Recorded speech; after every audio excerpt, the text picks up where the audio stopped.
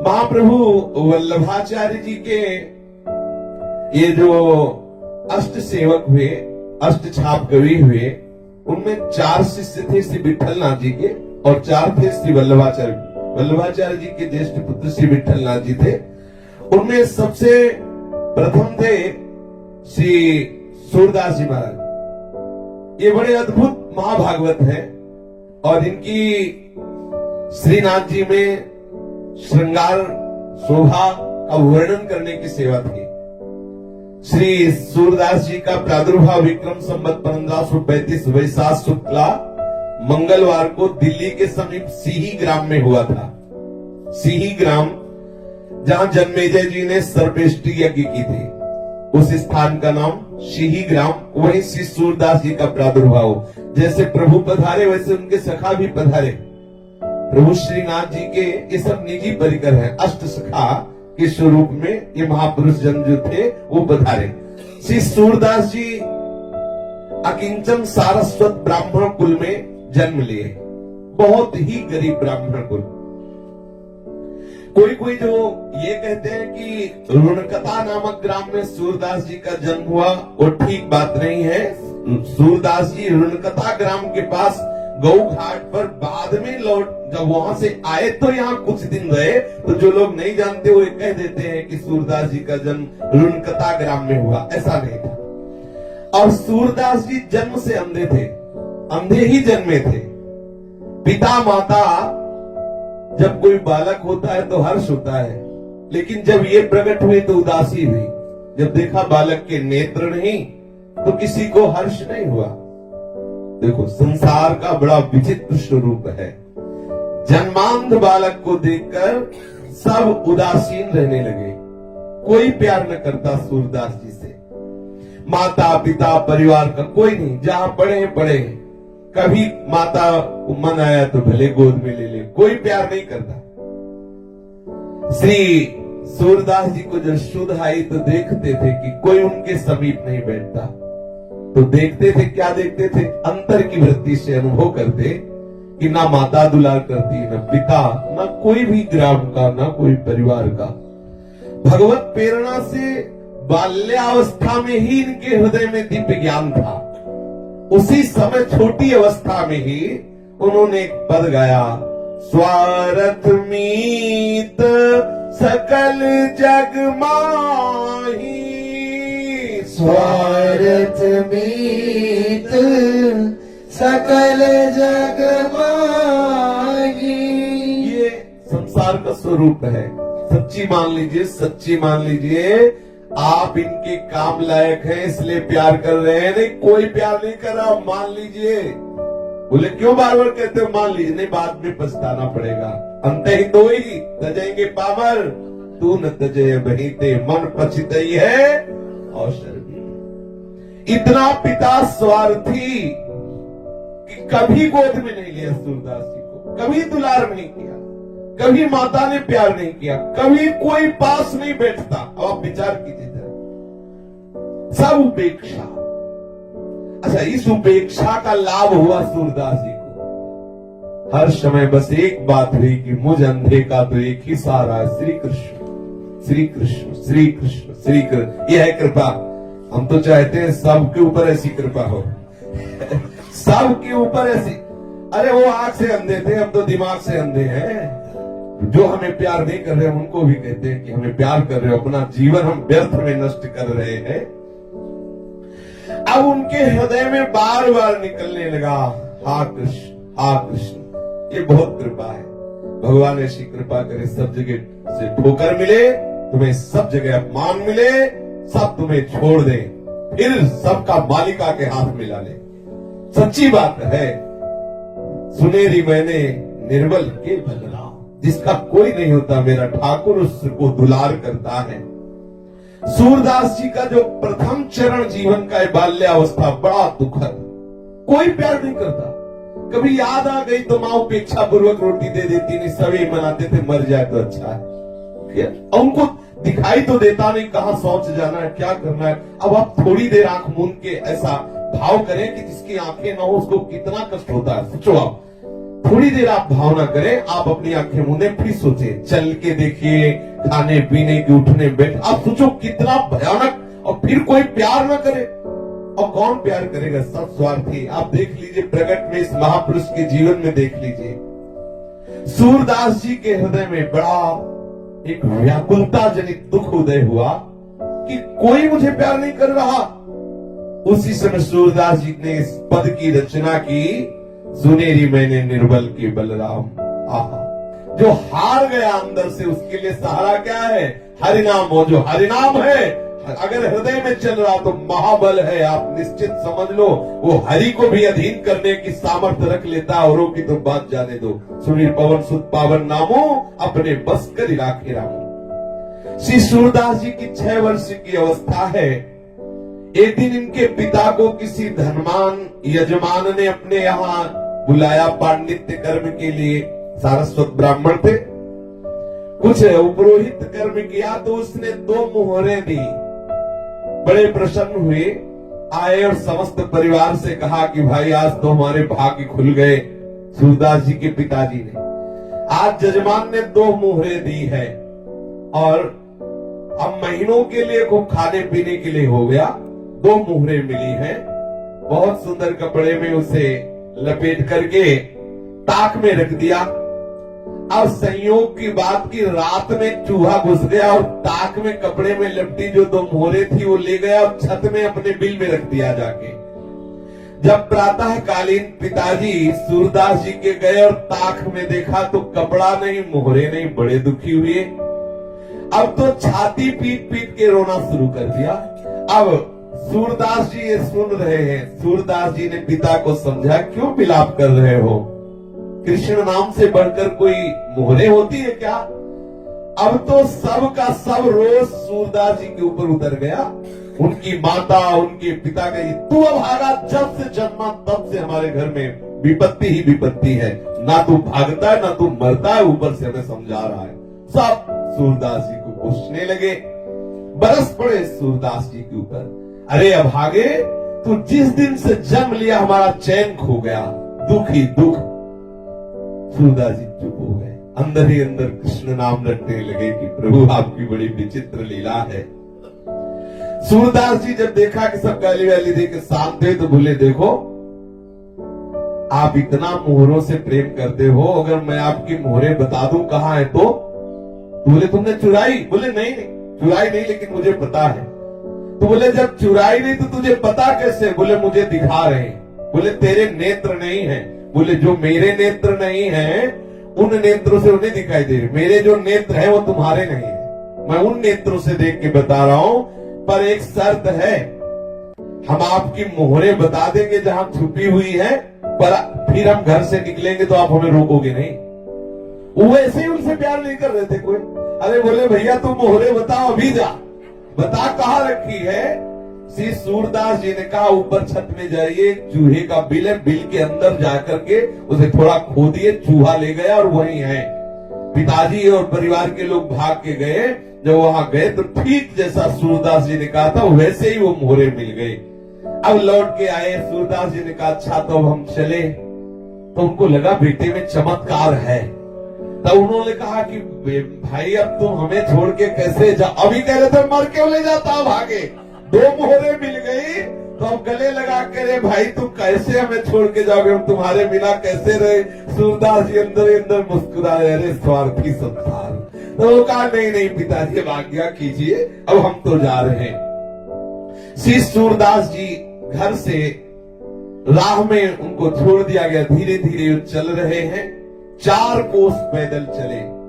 सोचो नई अवस्था है, आंखों से दिखाई नहीं दे रहा है, और ये केवल बाहरी प्रेम के 2 शब्द बोले थे पिताजी ने, अरे रुक जाओ काहे को जा रहे, वो भी जो मोहरे मिल गई नहीं। अभी पहले कह रहे थे मर जाए। अच्छा, ये बिल्कुल सच्ची मानो, बहुत धोखे में हो यदि आपको लग रहा हो तुम्हें कोई प्यार कर रहा है। बिल्कुल बिल्कुल सावधान सावधान, तुम्हारे समय को नष्ट किया जा रहा है। बहुत कम समय है, सच्चिदानंद प्रभु से प्यार कर लो। गांव के बाहर 4 कोस चलने के बाद एक तालाब और उसी के समीप एक पीपल का वृक्ष था, वहीं जाके बैठ गए सूरदास जी। सायंकाल के समय उसी गांव का एक ब्राह्मण जमींदार गायों को खोजता हुआ जा रहा था, देखा कि कोई पीपल की जड़ के समीप बैठा है। आए तो उनका, भाई तुम कैसे बैठे हो? तो बोले तुम कैसे यहाँ आए हो? तो उनका, हम तो अपनी गाय ढूंढने आए हैं और बहुत खोजा लेकिन गाय नहीं मिल रही, अगर कोई बता दे तो मैं उनमें से 2 गाय भेंट कर दूंगा। सूरदास जी ने कहा मुझे भेंट की तो जरूरत नहीं, लेकिन मुझे यहीं से दिखाई दे रही तुम्हारी गाय कहाँ है। उनके अंतर के नेत्र देखो, अंदर से जब भजन होता है तो दिव्यता आ जाती है। ये तो खैर महापुरुष जन ही है, वैसे भी अंदर से जब भजन होता है तो सब भागवतिक, जैसे प्रभु के लिए भूत भविष्य वर्तमान का भेद नहीं, हम जीव के लिए है। जैसे अपने हाथ पे आंवला रख दिया जाए तो चारों तरफ से हम देख सकते हैं, ऐसे भूत भविष्य वर्तमान को ऐसे देख सकता है जैसे आंवले को देख सकता है। जो भगवदाकार वृत्ति को प्राप्त महापुरुष है, पीछे क्या हुआ, अभी क्या है, आगे क्या होगा, ऐसे दिखाई देता है चारों तरफ से, जैसे हम आंवले को देख सकते हैं ऐसे। सूरदास जी का, मुझे तुम्हारी 2 गाय भेंट तो नहीं चाहिए, पर मैं बता सकता हूं कि तुम्हारी गाय कहाँ है। यहां से 1 कोस दूर जाओ और वहां जमींदार की, जो जमींदार है उसकी घुड़शाला है, घुड़शाले में तुम्हारी सुंदर गायों को बांध लिया गया है, जाओ। अब बता दिया, वो गया, जमींदार को पता पूछा, उसके घुड़साल में गया तो वहां देखा उसकी गाय बंधी थी, बड़ा प्रसन्न हुआ, अपनी गायें वो खुलवा के लाया।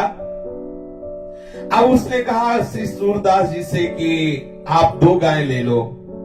सूरदास जी ने कहा कि मुझे गाय नहीं चाहिए, मैं तो ठाकुर जी के चरण आश्रित हूं। ब्राह्मण बहुत प्रभावित हुआ कि इतनी छोटी अवस्था, इतना उच्च कोटि का प्रभाव। उसने कहा तो फिर मुझे एक आदेश करो, तुम ऐसी पीपल के नीचे बैठे हो, मैं यहाँ एक झोपड़ी बनवा दूं। सूरदास जी ने कहा ठीक है, ये कर सकते हो। तो सुंदर एक झोपड़ी बनवा दी और खाने पीने की व्यवस्था कर दी, और 1-2 आदमियों से कहा कि इनकी देख रेख करते रहना, कोई इनको सतावे ना, क्योंकि इनको दिखता नहीं है। सूरदास जी के बहुत दिव्य सगुण, बहुत सुंदर गुण, क्योंकि जो भजन करता है उसमें दैवी संप्रदा का जागरण हो जाता है। ख्याति बढ़ने लगी, वहां बहुत से लोग आने लगे और शिष्य बनने लगे श्री सूरदास जी के। और सूरदास जी सबको उपदेश करते, लेकिन सम्मान अंदर से स्वीकार नहीं करते। बहुत लोग मान करने लगे। 12 वर्ष तक उस पीपल की जड़ के नीचे सूरदास जी रहे, उस झोपड़ी के नीचे। एक दिन रात्रि में सहसा सूरदास जी के मन में विचार आया था कि आए थे हरिभजनन को औटे लाख का पास, यहाँ तो बहुत लोग शिष्य बन गए, बहुत भीड़ हो गई, हमारा एकांत भंग हो रहा है, अब मुझे हटना चाहिए यहाँ से। हमारी मूढ़ता देखो, मैं इसमें सुख मान रहा हूं, मैं अपने लक्ष्य को भूल गया, सब कुछ त्याग करके एक वस्त्र शरीर में धारण करके वहां से चल पड़े।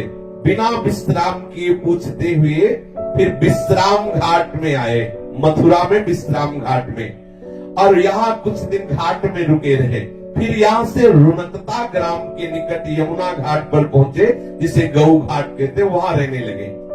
सूरदास जी का बड़ा ही सुंदर गला था, गान करने में बहुत ही सुंदर स्वर था, और विचार शक्ति बहुत तीव्र थी, भगवत भक्ति महान। इन सब सद्गुणों से गौ घाट में भी भीड़ लगने लगी। गौ घाट में भी ब्रजवासी जन और बाहर के लोग आ करके इनके सामने बैठते, भगवत चर्चा करते। बहुत तो शिष्य हो गए। ये जन समाज में स्वामी जी के नाम से जाने लगे, स्वामी सूरदास जी।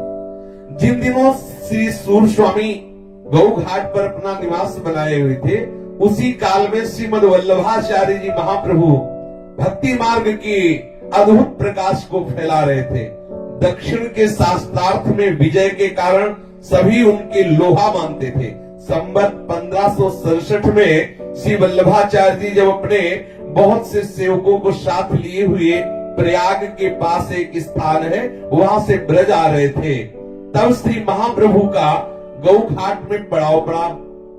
सब लोग श्री यमुना स्नान करके नित्य कृत्य से निवृत्त होकर के रसोई बनाने में लगे। एक सेवक ने सूरदास जी को वृत्तांत सुनाया कि कोई बहुत बड़े महापुरुष पधारे हुए हैं गौ घाट में ही, शायद उनका नाम श्रीमद वल्लभाचार्य जी है, ऐसा बताया। सूरदास जी बोले, मेरे हृदय में कुछ हो रहा है, ऐसा लग रहा है कि मैं जिनकी खोज कर रहा था वो आ गए, मुझे उनसे मिलाया जाए। सुखपूर्वक जब विराजमान हो आचार्य चरण तो मुझे बताया जाए, सावकाश मिलने पर मैं उनके सामने जाकर के प्रणाम करना चाहता हूं। एक सेवक ने ऐसा ही किया। जब देखा कि आचार्य चरण आराम से विराजमान है, सूरदास जी से कहा कि अब बहुत बढ़िया अवसर है, शीघ्र चलिए। सूरदास जी सेवक के साथ गए। श्री आचार्य चरण आसन पर विराजमान थे। सूरदास जी ने अपने हाथ उठाए ऊपर और साष्टांग आचार्य चरणों में प्रणाम किया, बैठ गए दैन्यता से। आचार्य चरण ने कहा, मैंने सुना है तुम भगवान का यश गाते हो, सुनाओ, कोई पद सुनाओ। तो श्री सूरदास जी ने सुनाया, हरि हो सब पतितन को नायक, हरि हो सब पतितन को नायक। श्री सूरदास जी महाराज जी ने आचार्य चरण को एक पद सुना। आचार्य चरण कुछ नहीं बोले तो सूरदास जी को लगा कि अब दूसरा पद सुनाए, क्योंकि जब तक जैसे महापुरुष बोले कि सुनाइए, तो जब तक वो ये ना कहने कि रुक जाइए तब तक सुनाते ही रहिए, अपनी तरफ से नहीं। ये गुरुजनों का जो सेवन का स्वरूप है कि अगर उनका सुनाओ तो जब तक या तो वो ग्रंथ खत्म हो जाए तो फिर हम इंतजार करेंगे कि वो आदेश क्या कर रहे, नहीं तो हम सुना ही रहे जब तक वो रोक न दे। अगला पद सुनाना प्रारंभ किया सूरदास जी ने, प्रभु हो सब पतितन कोटि को, प्रभु हो सब पतितन कोटि को। अब आचार्य चरण बोले। श्री वल्लभाचार्य जी ने मुस्कुराते हुए कहा, तुम्हारा नाम सुना था कि सूर है। सूर माने होता है बलवान। ये घिघियाना कब बंद करोगे? ये होता है प्रेमी जनों की महिमा। उन्होंने सूर माने बलवान होता है। तुम्हारा नाम तो सूर है, ये घिघिया रहे, कब तक घिघियाते रहोगे? कब तक दीन बनकर ऐसे रोते रहोगे? अरे हरि की लीलाओं का गायन करो, घिघियाना बंद करो। श्री आचार्य चरण ने सूरदास जी से कहा। सूरदास जी ने हाथ जोड़कर कहा, प्रभु मुझे बिल्कुल लीला का कोई अनुभव नहीं हो रहा है, फिर बनावटी मुझसे गाते नहीं बनेगा, अंदर कोई लीला स्फुरित हो नहीं रही है, तो मैं जैसा हूं वैसे ही दीनता की बात करता हूं। अगर कोई लीला स्फुरित हो तब तो गाऊं। देखो महापुरुषों की कैसी करुणा बरसती है। श्री महाप्रभु जी ने कहा कि तुम्हारे अंदर दिव्य दृष्टि का संयोग है, चिंता मत करो, अभी खुल जाएगी। जाओ यमुना स्नान करके, चाबी है आचार्यों के पास। वो तो नरवाहन प्रभु निहार लोचन भरे घोषनार, घोर पापाचरण करने वाले को भी प्रभु निहार लोचन भरे घोषनार, नख सिख सौंदर्य काम दुख निकलने नहीं। आहा, वो चाहे तो घोर पापात्मा को एक सेकंड में निकुंज के दिव्य लीला विलास में प्रवेश करा दे, सामर्थ्य आचार्यों में। आचार्य चरण ने कहा, अच्छा जाओ यमुना स्नान करके आओ, हमारी लीला का भी अनुभव हो जाएगा। सूरदास जी प्रणाम करके तत्काल गए, स्नान किया यमुना जी में, फिर श्री आचार्य चरणों में उपस्थित हुए आके। श्री महाप्रभु जी ने श्री सूरदास जी को विधि पूर्वक अष्टाक्षर मंत्र की दीक्षा देकर ब्रह्म संबंध कराया। तत्पश्चात श्रीमद् भागवत दशम स्कंद की अनुक्रमणिका सुनाई। गुरु कृपा हुई, जी ही सदगुरुदेव के द्वारा मंत्र ब्रह्म संबंध और कृपा हुई तो सूरदास जी के हृदय में महान प्रेम लक्षणों भक्ति का प्रादुर्भाव हो गया। प्रेम का संचार होते ही दिव्य लीलाएं प्रकट होने लगी। आहा, प्रभु की दिव्य लीलाएं स्फुरित होने लगी। महाप्रभु जी ने पूछा, कहो सूरदास, कुछ सूझ रहा है अंदर से, कुछ समझ में आ रहा है, कुछ दिखाई दे रहा है? सूरदास जी बोले, जय जय, पूरा का पूरा दिखाई दे रहा है।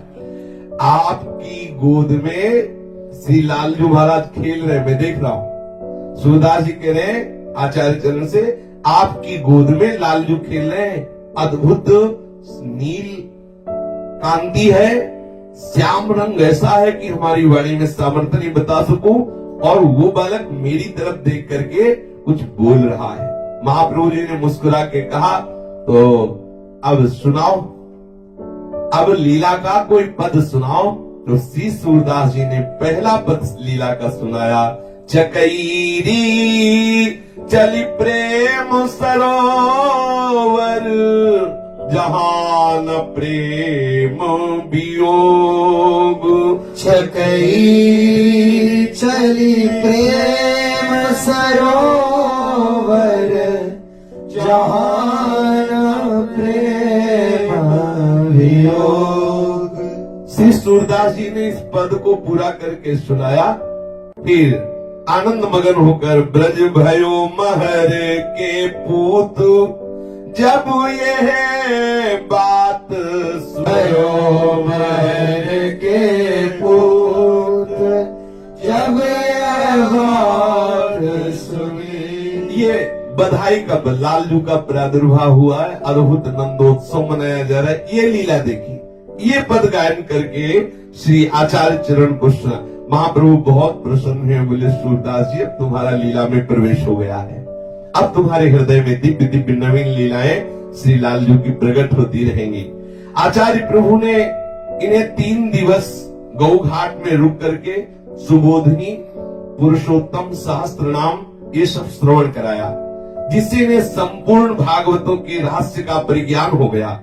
सूर सागर में श्री सूरदास जी ने भागवत के 12 स्कंधों का तात्पर्य और भी अन्य प्रसंगों का वर्णन किया। श्रीमद वल्लभाचार्य जी ने श्री सूरदास जी को साथ में ले लिया और फिर गौ घाट से ब्रज को प्रस्थान किया।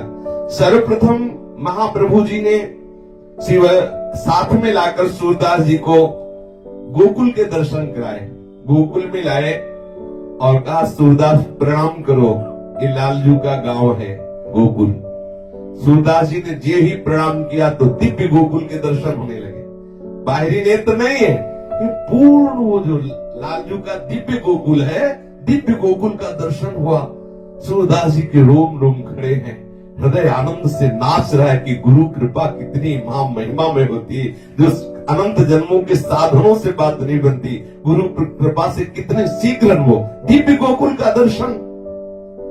श्री सूरदास जी गोकुल को बार बार प्रणाम कर रहे हैं, वो दिव्य रूप गोकुल का दर्शन किया। प्रणाम करते ही गोकुल की समस्त लीलाएं स्फुरित हो गई। गोकुल में जो जो लीलाएं ठाकुर जी ने की वो सब सूरदास जी के हृदय में स्फुरित हो गई। आचार्य चरण को गा के सुनाने लगे, देखो कितने सुंदर लालजू है। शोभित कर नवनीत लिए, शोभित कर नवनीत लिए। श्री आचार्य वल्लभाचार्य जी को ये सुंदर स्वरूप का गान करके सुनाया सूरदास जी ने। महाप्रभु वल्लभाचार्य जी बहुत प्रसन्न हुए और कहा सूरदास जी तुमको एक सेवा देते हैं। हमारे ठाकुर जो गोवर्धन नाथ श्रीनाथ जी हैं, इनको रोज तुम इनका यश सुनाओगे, इन्हें कीर्तन सुनाओगे और इनकी शोभा से युक्त जो पद है उनकी रचना करके तुम इनको सुनाओगे, ये हम तुम्हें सेवा देते हैं। और सूरदास जी को गोवर्धन ले आए, श्री श्रीनाथ जी का दर्शन किया सूरदास जी ने। देखो सूरदास हैं और दर्शन कर रहे श्रीनाथ जी का, और ऐसे चतुर दर्शन करने वाले कि छोटे से भी श्रृंगार को नहीं छोड़ते, एक एक श्रृंगार का, एक एक पत्रावली का, एक एक चेष्टा का दर्शन करते हैं। श्रीनाथ जी के सामने जब श्रीनाथ जी का दर्शन किया तो हाथ जोड़कर कहने लगे कि हे श्रीनाथ जी, अब हो नाचो बहुत गोपाल। सूरदास जी ने श्रीनाथ जी के सामने ऐसा विनय युक्त पद गान किया। श्री सूरदास जी का ये दैन्य देखकर महाप्रभु वल्लभाचार्य जी बहुत द्रवित हुए। बोले सूरदास जी, तुम्हारी अविद्या की क्या बात है, जो तुम्हारा आश्रय ले लेगा उसकी अविद्या दूर हो जाएगी। अब देखो तुमने श्रीनाथ जी का दर्शन कर लिया, अब तुम ये बाहरी दीनता का त्याग कर दीजिए और प्रभु की लीला का ज्ञान कीजिए। उसी दिन से सूरदास जी दैन्य के पद बंद कर दिए और श्री ठाकुर जी को प्रातःकालीन मंगला से लेकर शयन तक के पद सुनाने लगे, जो आठों कालीन प्रभु की दिव्य दिव्य श्रृंगारमयी दिव्य दिव्य लीलाएं हैं, उनको गा गा करके सुनाते। कभी कभी उपदेश के पद भी गाते। संगीत सम्राट तानसेन के मुख से श्री सूरदास जी का एक पद सुना, दिल्लीश्वर अकबर बादशाह, तो उसका मन मचल उठा कि ऐसा पद करता। और जब पता चला कि वो बाहरी नेत्रहीन, तो और आकर्षण हुआ। उसके हृदय में लालसा जागृत हुई कि सूरदास जी को सभा में बुलाया जाए, मैं उनका पद सुनूं। संयोग से संवत 1613 में जब प्रभु श्रीनाथ जी मथुरा में विराज रहे थे और सूरदास जी भी वहीं थे, उनकी कीर्तन सेवा थी श्रीनाथ जी को पद सुनाना। तो ये बात हृदय में उसके थी कि कभी सूरदास जी हमारी सभा में आए, हमें पद सुनाए, लेकिन ना तो ऐसा कोई संयोग बन पाया। तो दिल्ली का जो बादशाह अकबर था, यात्रा के प्रसंग में मथुरा आया हुआ था, और जब उसको पता चला कि सूरदास जी यहीं मथुरा में है, तो उसने बड़े आदर के साथ इनको बुलवाया और पद सुनने का अनुरोध किया। तब श्री सूरदास जी ने ये पद गाया, मन रे माधव सो कर प्रीति, मन रे माधव सो कर प्रीति। एक दिन इसकी चर्चा हुई थी पीछे, इस पद की, बहुत बड़ा पद है। इस पद को सुनकर अकबर ने इनकी भावनिष्ठा की परीक्षा के लिए कहा, सूरदास, प्रभु ने मुझे बादशाह बनाया है, तो बादशाह का सबके ऊपर शासन लागू होता है। मैं भी मान और दान पाने के योग्य हूं क्योंकि मैं बादशाह हूं। इसलिए मैं चाहूंगा कि तुम मेरे विषय में पद बना करके भी गाओ, क्योंकि मैं बादशाह हूं। सूरदास जी ने कहा कि मैं जिस बादशाह के सामने गाता हूं, उस बादशाह के सामने तुम्हारी बादशाह कुछ नहीं है। और मैं गाऊं जब मेरी बुद्धि हो तब ना। मेरी बुद्धि तो जिस बादशाह में लग गई, वहां से हटने की जगह नहीं रह गई। मेरे हृदय में जगह नहीं, मेरी बुद्धि में जगह नहीं, मैं कैसे गा सकता हूं? पर आपने कहा है कि गाइए, तो मैं अपनी बात बता रहा हूं कि नाहिन रह्यो मन में ठोर, नाहिन रह्यो सूरदास जी ने इस पद का गायन किया। सूरदास जी के इस पद के भाव को समझकर बादशाह अकबर बहुत प्रसन्न हुआ। और जो सूरदास जी की अंतिम पंक्ति इस पद की थी, वो कि कहा कहो मन प्रेम पूरन, घटन सिंधु समाये, श्याम गात सरोज लोचन, लित गति मृदुहास, सूर्य से दरस कारण मरत लोचन प्यास।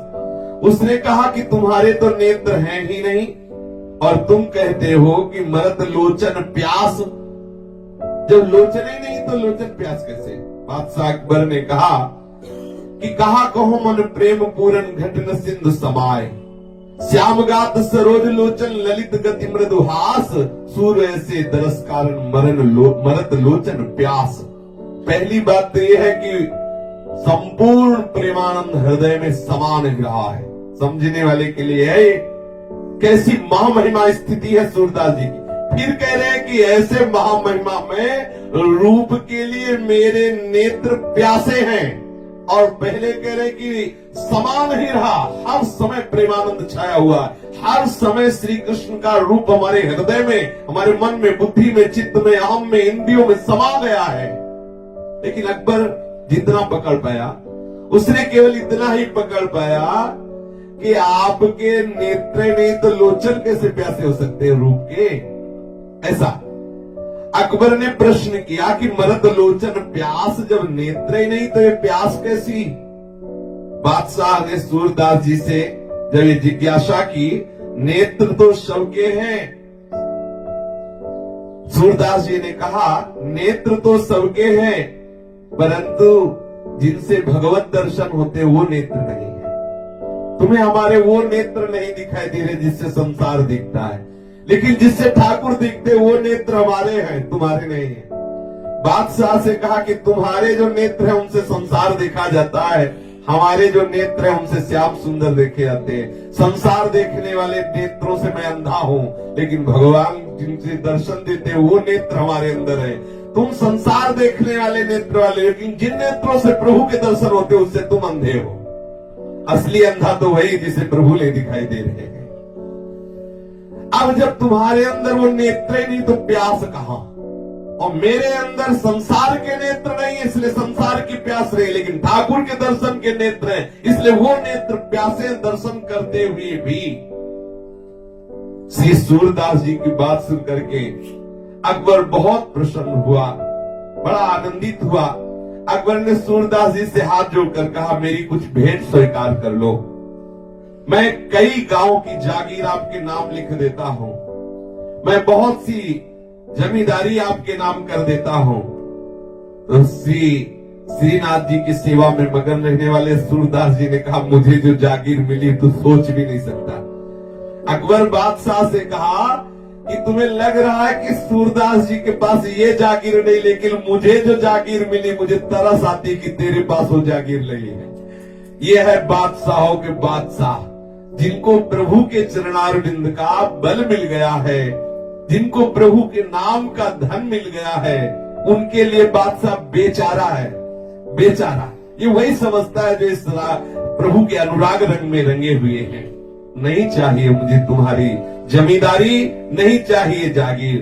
तुम 2-4 गांव की जागीर दे सकते हो, या हम अनंत ब्रह्मांडों के स्वामी के गुलाम हैं, अनंत ब्रह्मांडों के, जिनके रोमकूप में करोड़ करोड़ ब्रह्मांड वास करते हैं। मैं ऐसे बादशाह का सेवक हूं, तू तो एक मुल्क का बादशाह है, तू क्या दे सकता है? 2-4 गांव। अब सोचिए, श्री सूरदास जी के इस भाव को सुनकर, इस बात को सुनकर के झेप गया अकबर बादशाह, और वो भी भगवत चरणारविंद का स्मरण करने लगा। सूरदास जी श्रीनाथ जी के चरणों का स्मरण करते हुए वापस आ गए। ऐसी महा महिमामय स्थिति देख के जितना गोस्वामी परिकर था आचार्य चरण का, वो सब बहुत प्रभावित है कि सूरदास जी की इतनी प्रवीण बुद्धि है, तत्काल उसी लीला का गायन करने लगते हैं। चमत्कारी महात्मा है। परिवार के जो छोटे छोटे आचार्य परिकर के बच्चे भी थे, उन्होंने कहा कि बहुत चमत्कारी है, जैसा श्रृंगार किया जाता है तत्काल वही गा देते जो ठाकुर का श्रृंगार किया जाता है। हूबहू बिल्कुल जैसी पोशाक, जैसी किनारी, जैसी पत्रावली, जैसे रंग के पुष्प, और प्रकट में आंख नहीं है, सामने ठाकुर के बैठे और वैसे ही रचना करके पद की गादी। बड़ा आश्चर्य। आंख वाला भी धोखा कर सकता है वर्णन करने में, कोई चूक कर सकता है, लेकिन सूरदास जी से कोई चूक नहीं होती। कौन सी पत्रावली बनी है, एक लठ कहां विराजमान है, कौन सा छोटा आभूषण, सब वर्णन करते। श्री सूरदास जी की अपार महिमा को देख करके एक विनोद सुधा आचार्य परिकर को श्री विठल नाथ जी से ये कहा गया कि आज इनको पोशाक ही मत धारण करवाओ ठाकुर को, और फिर लाओ श्री सूरदास जी को। आज देखते हैं क्यों कैसे वर्णन करते हैं। तो यद्यपि ये विनोद से ही है, क्योंकि सब परिकर जानते हैं कि ठाकुर जी का जो निरंतर चिंतन करते रहते हैं, उनके बाह्य नेत्र भले न हो, लेकिन आंतरिक नेत्र निश्चित खुल जाते हैं, और उन्हीं नेत्रों से दर्शन होते हैं। निकसी कुंज ठाढ़े भये भुजा परस्पर अंश, श्री राधा वल्लभ मुख कमल निरखि नयन हरिवंश। तो गोसाई जी ने कहा कि पहले जो अभी श्रृंगार है, इस श्रृंगार रूप में लाते हैं सूरदास जी को, और फिर तत्काल वो श्रृंगार उतार देते हैं, सूरदास जी को दूर बैठाते हैं और बिल्कुल श्रृंगार है, कोई वस्त्र नहीं, कोई पोशाक, फिर लाते हैं, फिर देखते हैं, क्योंकि पहले अभी श्रृंगार किया गया, पूर्ण श्रृंगार, वो आके बैठे। अब वो क्या वर्णन करते हैं, और थोड़ी ही देर में वो जहां जाए तो पूरा श्रृंगार उतारा जाए, और फिर ठाकुर जी को ऐसे साफ, फिर अगर वो वर्णन करते तो देखो ये विनोद सुहाई दिया। श्री सूरदास जी को सामने लाए, सूरदास जी देख रहे, कह रहे हैं अभी पोशाक धारण की बिल्कुल श्रृंगारित है, कहाँ लो बरनो सुंदरताई, कहाँ लो बरनो सुंदरताई। सूरदास जी ने जब इस शोभा का ऐसा वर्णन किया तो श्री गोसाई जी महाराज के परिकर में परीक्षा के लिए श्री ठाकुर जी महाराज की सब पोशाक उतार ली, केवल थोड़ी सी मोतियों का श्रृंगार, केवल मोती शरीर में धारण कराए और कहा कि सूरदास जी बहुत सुंदर हमने ठाकुर जी का श्रृंगार किया है, अब आप गा के बताइए कि हमारे ठाकुर जी कौन कौन सा पोशाक धारण किए हुए हैं, कौन कौन से आभूषण हैं, क्या श्रृंगार धारण किए हुए हैं, आप बताइए। श्री सूरदास जी प्रारंभ हो गए। देखे री हरि नंगम नंगा, देखे री हरि नंगम नंगा। हे सखी, आज मैंने देखा श्री हरि नंगम नंगा है, कोई पोशाक नहीं धारण किए। आश्चर्य हुआ, सब गोस्वामी परिकर को बड़ा आश्चर्य हुआ, कैसी दिव्य दृष्टि है। श्री ठाकुर जी महाराज को जैसे ही पट खोला वैसे ही वर्णन कर रहे। आज एक भी अन्य आभूषण नहीं है, एक भी पोशाक नहीं है, केवल थोड़ा मोतियों का श्रृंगार है। श्री सूरदास जी महाराज ऐसी महामहिमामयी स्थिति में हैं, फिर भी अचानक उनका एक कुएं में गिरना होता है पूर्व प्रसंग में, और वो 7 दिन 7 रात उस कुएं में पड़े रहते हैं। जब देखा निकालने वाला कोई नहीं आया तो ठाकुर जी से बहुत लड़े अंदर ही अंदर, या तुमसे कहे तभी तुम निकालने आओगे। 7 दिन हो गए, 7 रात हो गए, कोई भोजन नहीं, कोई पानी नहीं, बड़े भक्त वत्सल कहलाते हो। क्या था सुदामा जी के उन चावलों के टुकड़ों में कि बिक गए, हम 7 दिन से कुएं में पड़े। प्रहलाद जी ने क्या आपको ऐसा प्यार दिया कि खंभे से निकल पड़े? मुझे 7 दिन हो गए ठाकुर जी से लड़े, जैसे नरसिंह मेहता जी जब लड़े ठाकुर जी का, तुम्हारी मौसी लगती है, तुम्हारी बुआ लगती है, ऐसे। हाँ, अच्छा, अब किससे लड़े? है कौन? हम रीझेंगे तो इन्हीं से, खींचेंगे तो इन्हीं से। भाई अगर हमारे अंदर गुस्सा आएगी तो किसके ऊपर आएगी? बोले गुस्सा करना प्रभु के ऊपर ठीक नहीं, हम कहते इन्हीं के ऊपर गुस्सा करो, दूसरे से करना ठीक नहीं।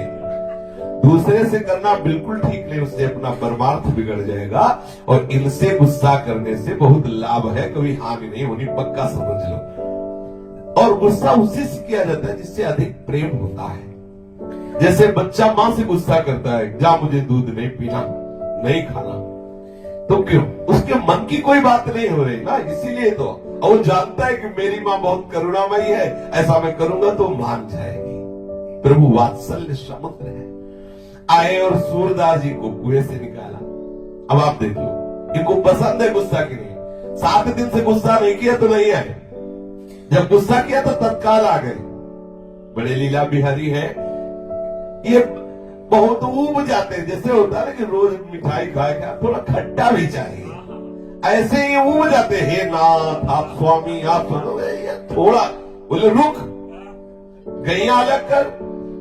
अब आज से तू हमारे परिकर में गाय नहीं चराएगा, नहीं खेलेगा। अवकाश पकड़ते हैं, जैसे ग्वालिया वाले कहते, आज के बाद तेरे को देखूंगा नहीं, बोलूंगा नहीं, छूंगा नहीं तुझसे। ये है थोड़ा चटपटा, जैसे बहुत मीठा पाए पाए, ये मीठा है विनय आदि।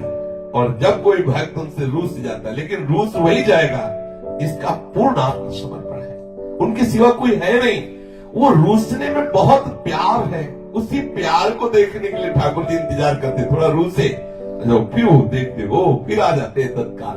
7 दिन बाद जब श्री सूरदास जी को कुएं से बाहर किया, तो बाहर करके छोड़ के अलग हो गए, तब सूरदास जी को आज खटका पूरे जीवन में कि अगर मेरी बाह्य आंखें होती, अंदर से तो देखता ही हूं इनकी लीला, अगर बाह्य होती तो देखते कैसा रूप रख के आए हैं प्रकट में। लेकिन आज मेरी बाह्य आंखें नहीं है, बाह्य आंखों से अंधा हूं और देख नहीं पाया। अंदर से बहुत एक विशेष प्रकार का विरह प्रकट हुआ। मेरी आंखें होती तो मैं देखता मेरे लालन कौन सा रूप रख के आए और मुझे कुएं से बाहर किया। हमारी श्री जी ने कहा लालजू से कि अब नहीं चलेगा। अब तो तत्काल सूरदास जी को देख लो। अगर किसी पर विशिष्ट कृपा का जब अवसर आता है तो उसमें हमारी लाडली जी होती है। इसलिए हमारे माई श्यामा जी को लाड अपने वृंदावन वासी छाती फुला के चलते हैं हमारे माई श्यामा जी को, और ये फूली ही रहेगी। ऐसे काटना शुरू हो जाए ना तो भी ये फूली रहेगी। ये कोई ऐसे नहीं कि मिल रहा है तो फूली, नहीं मिला तो वो गैस निकल गई, ऐसी गैस नहीं है। हाँ, ये मोक्ष मिलने पर भी फूलन नहीं होती। हम जिस फूलन की बात कर रहे हैं ये फूलन मोक्ष मिलने पर भी नहीं होती, ये ठसक मोक्ष में भी नहीं है। ये आनंद, ये सुखानुभूति, ये महामहिमा में गर्व मोक्ष में भी नहीं। हमारे माई श्यामा जी को कैसी लाडली जी हमारी कृपा। लालजू से कहा चलो सूरदास जी के पास चलो और हम दोनों मिलकर उनको दर्शन देते हैं। लालजू ने कहा कि नहीं रहने दीजिए। लालजू ने कहा नहीं, तुम श्री जी ने कहा नहीं अभी चलते। गलबैया दिए नजदीक गए। अब सुना के लालजू सूरदास जी को महान सौभाग्य प्रदान करने के लिए कह रहे किशोरी जू इस अंधे के नजदीक मत जाना, क्योंकि अंधे की बहुत जोर की पकड़ होती है। आपके चरणों को पकड़ लेगा तो छोड़ेगा नहीं। मतलब लालजू अपने अमृतमय वचन से सूरदास जी को संबोधित कर दिया कि सखा चूकना मत, प्यारी जू पधारी है कृपा करने के लिए। अब प्यारी जू आपके ऊपर महाप्रेम रस की वर्षा करने के लिए पधारी, चरण पकड़ ले। तो लाडली जू ने कहा हम तो जाएंगे नजदीक, बहुत प्यारी है। बोले हम तो जाए। अब सुंदर प्रेमामृत की वर्षा करने वाले नूपुरों को झनकारती हुई करुणामयी किशोरी सूरदास जी के सामने गई। श्री लालजू ने कहा कि प्यारी जू आप तो बिल्कुल सामने पहुंच गई और ये सूरदास पकड़ ही लेगा। संबोधन कर रहे सूरदास जी बिल्कुल सामने आ चुकी, लाडली जू पकड़। अब ऐसे नहीं कह रहे तो ऐसे कह रहे कि तो प्यारी जू आप तो बिल्कुल सामने नजदीक पहुंच चुकी है, ये सूरदास पकड़ लेगा। तत्काल सूरदास जी ने प्यारी जू के अत्यंत प्रेमामृत समुद्र का प्रवाह करने वाले कोमल सी चरणारविंदों का स्पर्श किया। सत प्रेम सिंधु मकरंद सौग धारा सारा नजस्मृता सर्वदा स्वीति। सच्ची मानी अपार भाग्यशाली महामहिमाशाली वो है जिनको हमारी प्यारी जू के चरणों का आश्रय हो गया। मेरी लाडली जू, मेरी किशोरी जू, सब सत्संग का पूर्ण सार यही है जिसने गोरे चरणारविंदों को अपना जीवन समर्पित कर दिया। सूरदास जी प्यारी जी के चरणों का स्पर्श प्राप्त करते ही विकल हो गए। अब श्री लालजू ने इशारा किया लाडली जू से, लाडली जू ये तो भाव में डूब रहे, अब अपने श्री चरण आप हटा लीजिए। तो जे भी प्यारी जू ऐसे चरण हटाए तो श्री जी की ही इच्छा से सूरदास जी का हाथ श्री लाडली जू के श्री चरणों के नूपुर में एक पेच पे पड़ा और तत्काल वो पेच ढीला होके खुल गया और नूपुर हाथ में आ गए। श्री लाडली जू के श्री चरण का एक बैंगनी एक नूपुर श्री सूरदास जी के हाथ में आया। अब श्री जी थोड़ा दूर हुए। श्री जी ने कहा कि सूरदास ये मेरे चरण का नूपुर है, मुझे दे दो। बोले आंखों से अंधा हूं, कैसे जानूं कि आपके ही श्री चरणों का नूपुर है। जब दूसरे श्री चरण में नूपुर देखूं और मिलान करूं कि आपके ही श्री चरणों का है तो मैं अपने हाथ से पहना दूंगा। मैं देखना चाहता हूं कि आपके ही श्री चरणों का है कि नहीं। लाडली लाल की तरफ देखी, लालजू लाडली की तरफ देखे, दोनों के इशारे में बात तय हो गई और लाडली जू ने जे ही श्री सूरदास जी के नेत्रों का स्पर्श किया उनके नेत्र खुल गए। देखा सामने प्रेम समुद्र का सार श्री हमारी लाडली जू। ओह कैसी अद्भुत सौंदर्यता प्यारी जू की है। इसी सौंदर्यता में अखिल लोग चूड़ामणि श्री लालजू महाराज जिनके सौंदर्य को देखकर लावण्य को देखकर करोड़ों काम मूर्छित हो जाते हैं, ऐसे लालजू जिन सौंदर्य समुद्र स्वामिनी में आसक्त है, उनकी सौंदर्यता का कैसे कोई वर्णन करे। जो को कोटि कलप लग जीवे, कोटि रसना पावे, तऊ रुचिर बदनार बिंद की शोभा कहे। कैसे कोई प्यारी जू का सौंदर्य वर्णन करे। श्री लाडली जू के सौंदर्य को देख करके और लालजू के लावण्य को देख करके क्या दशा हुई होगी इस महापुरुष के हृदय में, कोई कैसे वाणी से वर्णन करे। विकल हो रहे सूरदास जी। प्रिया प्रीतम थोड़ी देर सूरदास जी के से आनंदमयी दशा का अवलोकन करके आह्लादित हो रहे हैं और सूरदास जी प्रिया प्रीतम की रूप माधुरी को देखकर चके जा रहे हैं। फिर प्रियाजू ने कहा कि सूरदास आज हमारी इच्छा है, तुम कुछ मांग लो, मांगो, तुम्हारी जो रुचि हो मांगो। सूरदास जी ने कहा कि मानो अंदर से कहा कि जिसके आप स्वामी हो उसे मांगना क्या बकाया रह जाता है, जिसके आप स्वामी हो।